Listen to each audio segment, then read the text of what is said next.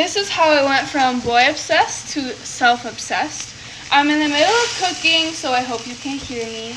But, 1 second, let me do this quickly. First thing, how was I boy obsessed? Well, I would constantly think about boys. Anytime I was going, for example, to the mall, I'd be like, is he looking at me? Is he thinking about me? Da, da, da, da, da. Even when I tried not to, it's just my whole entire identity was, if guys don't like me, what am I worth?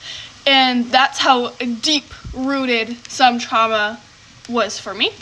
I had a really bad identity or belief that my body was what made me worthy. So if I was overweight, if I was too skinny, if boys didn't like my body, that meant for me that I'm not enough. So with this horrible set belief in my being, I became obsessed with how I was perceived in the eyes of men. Obsessed with it. And now I'm somebody who doesn't care. I don't care. Like, I love my body fully. Whether you find me attractive or not, that's okay, because I find myself attractive. Because I nurture my body. My body is my temple. I take care of it. You know what I'm saying?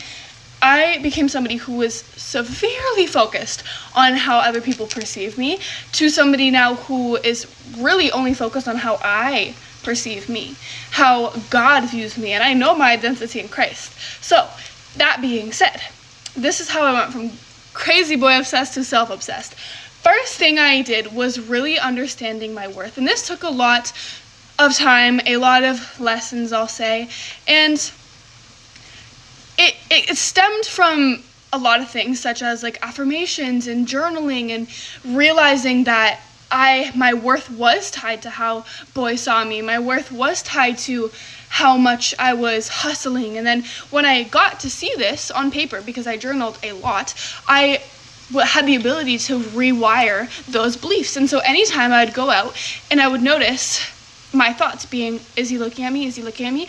I would switch to, I look so good today. I feel so good today. And I would go from thinking about what they thought about me to me thinking about myself and how I could better myself in the future, da da da da.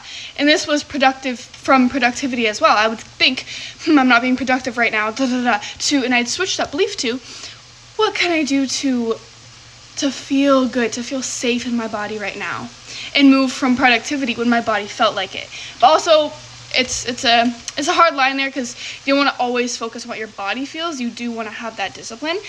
But that's a different story, different video. So I went from boy obsessed like that to self-obsessed. Another big thing for me was treating myself differently, because I used to treat myself horribly. I would call myself names.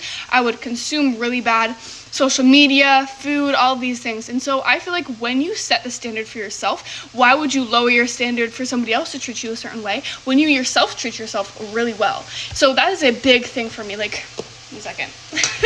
Like, I would buy myself flowers. I would sit with my emotions and comfort myself. I would pay for my own nails. I would kiss myself. Guys, I do this all the time. And it might look weird. It might be cringy. I don't really care. I hug myself all the time because I get to do that for myself. And when you have an intense amount of self-love, why would you allow anybody else to come into your life who limits that or downgrades that? You know what I mean? So that is a huge thing, is love yourself how you want to be loved. My last big tip for this is surrounding yourself, or even going on social media, with women who truly do value yourself or value themselves. Because if you're surrounded by women who are so self-conscious, that is going to become normal in your subconscious. It's going to be normal to talk to yourself like that. But no, when you are surrounded with high-value women, I know people don't like that term, but honestly, it's a good term. It describes people well. And it's not to put other people down, but some people just are high value. When you are surrounded by high-value women who love themselves, know their worth, have high standards, you see how they interact with themselves, and it truly creates new neural pathways in your brain. Wow, people can talk to themselves like this? I remember one time I was in class and I said, I love myself, and people just looked at me like I was crazy. And I was like, when's the last time you guys have said that? Months, years. People don't speak to themselves in this way, but I always do.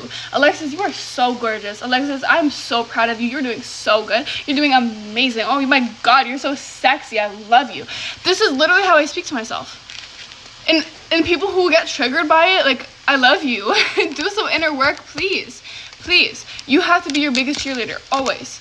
Always. So that would be my tips going from boy crazy to self crazy.